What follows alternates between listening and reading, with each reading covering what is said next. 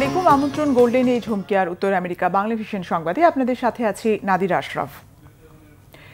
সিরিয়ায় হস্তক্ষেপ না করতে ইসরায়েলকে সতর্ক করে দিয়েছেন যুক্তরাষ্ট্রের প্রেসিডেন্ট ডোনাল্ড ট্রাম্প। সোমবার নিজের সোশ্যাল মিডিয়া প্ল্যাটফর্ম ট্রুথ সোশ্যালে দেওয়া পোস্টে প্রেসিডেন্ট লেখেন, ইসরায়েলের উচিত সিরিয়ার সঙ্গে দৃঢ় এবং আন্তরিক সম্পর্ক বজায় রাখা। সিরিয়ার উন্নয়ন বাধাগ্রস্ত হয় এমন কর্মকাণ্ড থেকে ইসরায়েলকে বিরত থাকতে বলেন মার্কিন প্রেসিডেন্ট। ডোনাল্ড ট্রাম্প সিরিয়ার প্রেসিডেন্ট আহমেদ আল শারার প্রশংসা করে লিখেছেন, প্রেসিডেন্ট শারা ইসরায়েল এবং সিরিয়া উভয় দেশের ভালোর জন্য কাজ করছেন।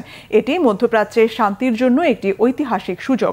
প্রেসিডেন্ট ট্রাম্প এমন সময় এই মন্তব্য করলেন যখন সিরিয়ার বিমান এবং স্থল হামলা অব্যাহত রেখেছে ইসরায়েল।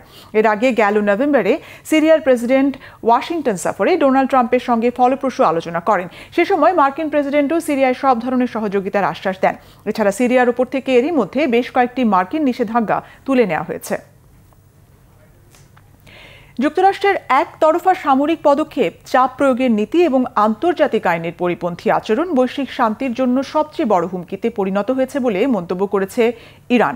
সোমবার দেশটির পররাষ্ট্র মন্ত্রণালয়ের মুখপাত্র ইসমাইল বাঘাই এক সংবাদ সম্মেলনে বলেন, ভেনেজুয়েলার উপর ওয়াশিংটন প্রকাশ্যে নগ্ন শক্তি প্রয়োগ করছে।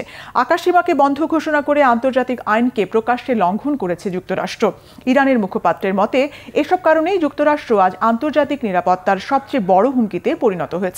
আফ্রিকার দেশগুলোকে G20-তে যোগ দিতে বাধা দেয়া এবং ইসরায়েলের অপরাধমূলক কর্মকাণ্ডের সমর্থন দিয়ে যাচ্ছে যুক্তরাষ্ট্র। ইরানের পররাষ্ট্র মন্ত্রণালয়ের মুখপাত্রের মতে, জাতিসংঘ নিরাপত্তা পরিষদের এই ধরনের মার্কিন নীতিকে আন্তর্জাতিক শান্তির পরিপন্থী হিসেবে স্বীকৃতি দেওয়া উচিত।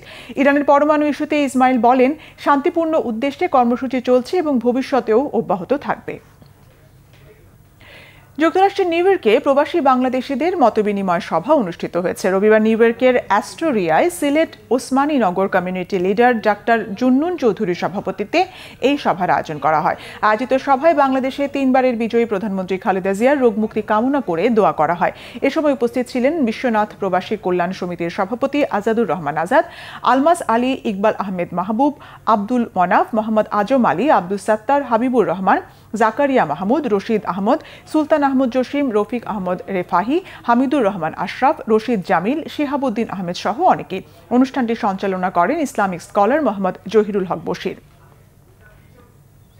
এই ছিল এখনকার মতো। আগামী শনিবার বাংলাদেশ সময় সকাল 6টা, শুক্রবার নিউ ইয়র্ক সময় রাত 8টায় উত্তর আমেরিকা বাংলা ভিশন সংবাদ দেখার আমন্ত্রণ রইল। এতক্ষণ সঙ্গে থাকায় ধন্যবাদ।